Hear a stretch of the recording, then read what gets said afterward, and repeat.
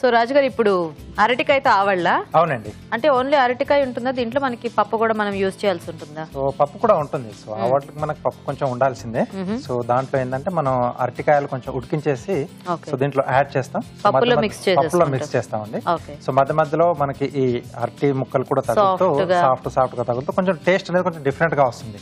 So summer లో చాలా మంది చేసుకుంటూ ఉంటారు కదా ఆవడలు. సో దాంట్లో కొంచెం డిఫరెంట్ గా చేసుకోవడం.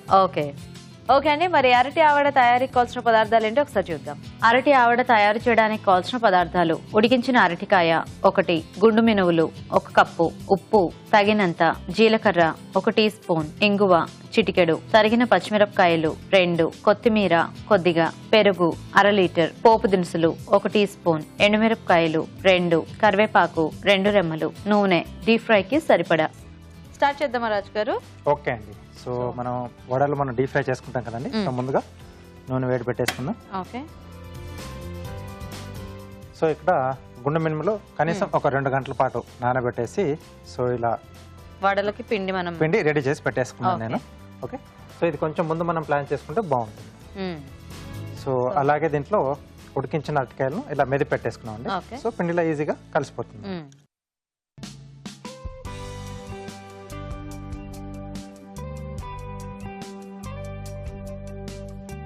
సో దీంతో పాటుగా ఉప్పు, ఓకే,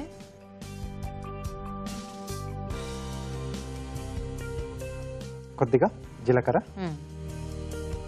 సో ఇది కొంచెం టేస్ట్ బాగుండాలని చెప్పేసి నేనంటే అరటికాయ మనం వాడుతున్నాం కాబట్టి సో ఇవన్నీ వేస్తున్నాను. జనరల్ గా కొంతమంది ఆవడకి కొంచెం ఉప్పు ప్లెయిన్ గా చేసేసుకొని తర్వాత దాంట్లో పెరుగులో ఫ్లేవర్స్ ఉంటాయి కదా మనకి, సో అట్లా వేసేస్తూ ఉంటారు. సో అలాగే కొద్దిగా ఇంగువ అండి. సో ఇది మంచి టేస్ట్ యాడ్ చేస్తుంది. పచ్చిమిరపకాయలు, సన్నగా తరిగిన పచ్చిమిరపకాయలు, అలాగే కొద్దిగా కొత్తిమీర. సో ఇదంతా బాగా కలిపేసుకోవాలి.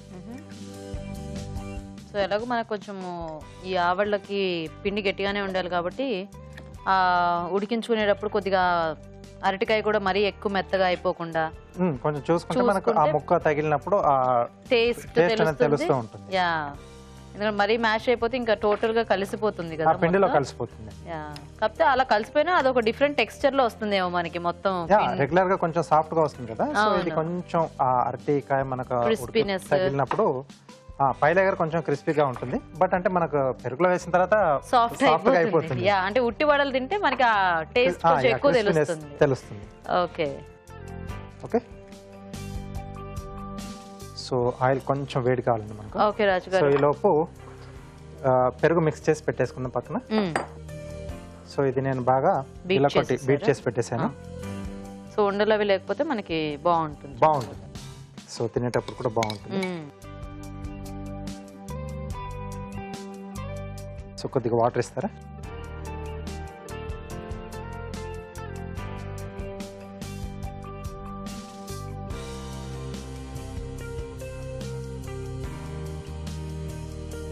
సాల్ట్ అండి. ఓకే.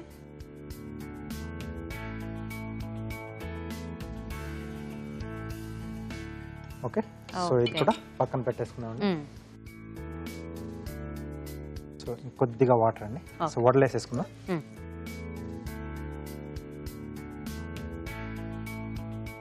సో ఈ వెజిటబుల్స్ అనేవి మనము వడలకి ఏవైతే సెట్ అవుతాయో అవి చూసి కొద్దిగా మార్చుకుంటూ ఇలా ట్రై చేయొచ్చేమో కదా. yes అండి, కొంచెం డిఫరెంట్ గా మనం ట్రై చేసుకోవచ్చు.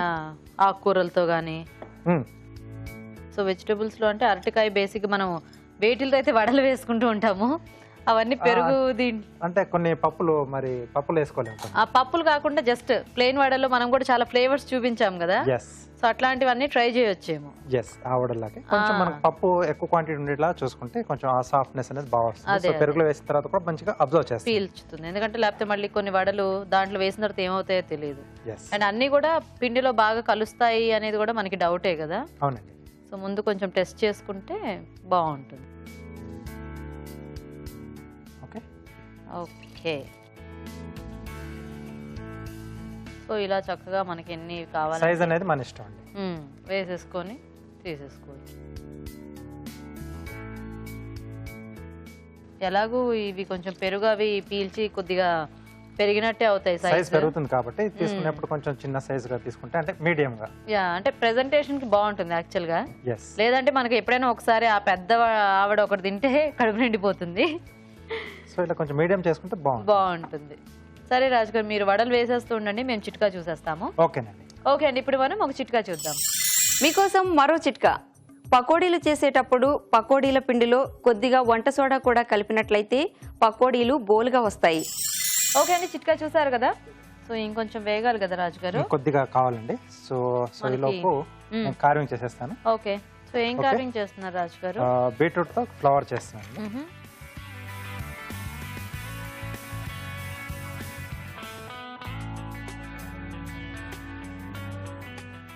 Okay okay. సో మధ్యలో కొంచెం రౌండ్ షేప్ లో కట్ చేస్తున్నాను. సో దీన్ని కొంచెం మనం ఎలివేట్ చేస్తాం. అలాగే సైడ్ లోంచి కొంచెం ట్రిమ్ చేస్తున్నాను.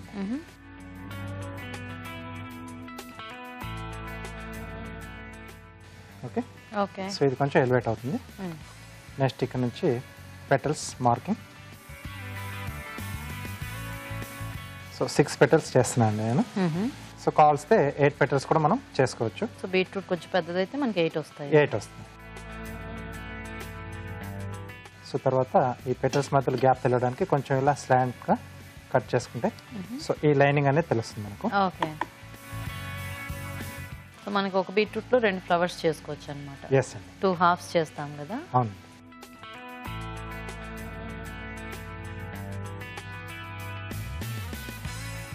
సింపుల్ గానే చేసుకోవచ్చు ఈ ఫ్లవర్. ఎస్. మార్కింగ్ అనేది ఒకటి కొంచెం కేర్ఫుల్ గా చేసుకుంటే ఈక్వల్ గా వచ్చేట్టుగా.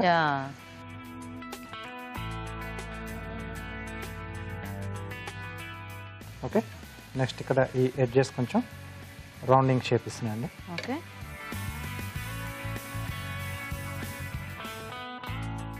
సో ఇవి సరిపోయాయండి. సో వీటిని ఈ మనం ముందుగా రెడీ చేసి పెట్టుకున్నాం కదా పెరుగు, దాంట్లో వేసేసుకున్నాం. సో కాస్త నాంత మనకు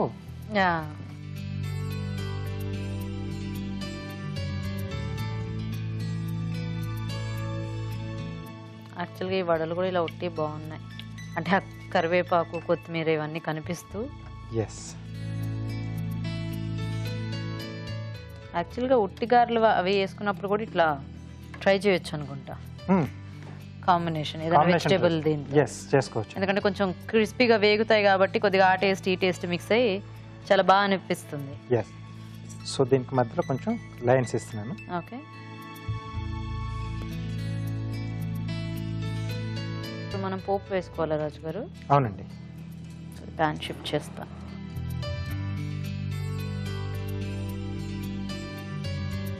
సో ఇది కాస్త పక్కన పెట్టేసిద్దాం. సో కొంచెం ఆయిల్. ఓకే.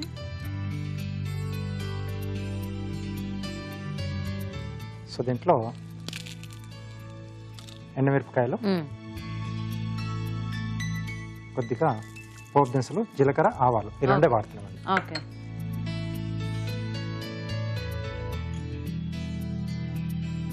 సో చాలా మంది కొంచెం ఆ పెరుగులో కూడా ఇట్లా కారపొడి అది స్ప్రింకిల్ చేసుకుంటూ ఉంటారు కదా, అంటే కారం సరిపోదేమోనని. అది వాళ్ళ చాయిస్. అక్కడ మనం ఫ్లేవర్స్ కూడా యాడ్ చేసుకోవచ్చేమో కదా, కొంచెం జీలకర్ర పొడి గానీ, కొంచెం ధనియాలు వేసుకోవచ్చు, కొంచెం చట్పటాగా కావాలనుకుంటే చాట్ మసాలా యాడ్ చేసుకోవచ్చు, లేదా ఆమ్చూర్ వేసుకోవచ్చు.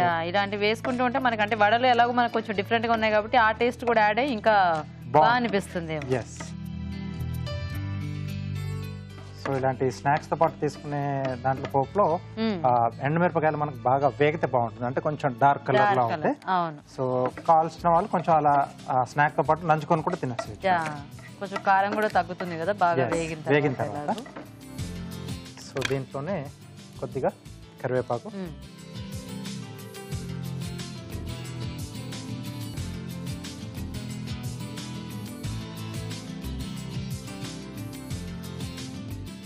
ఓకే. ఓకే. సో వీటిని ఒక బౌల్లోకి తీసేసుకుంటున్నానండి.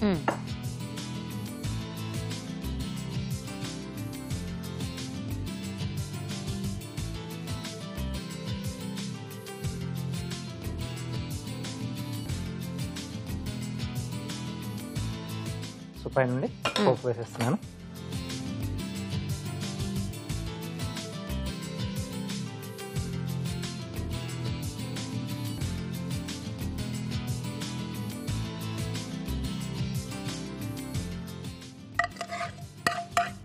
సో ఈ పోపు కూడా మంచి టేస్ట్ ఇస్తుంది అంటే మనం తినేప్పుడు. అవును, ఆవాలు జీలకర్ర ఇవన్నీ కూడా పెరుగులో నాని అవి కూడా మంచి టేస్ట్ అవుతాయి. ఎస్.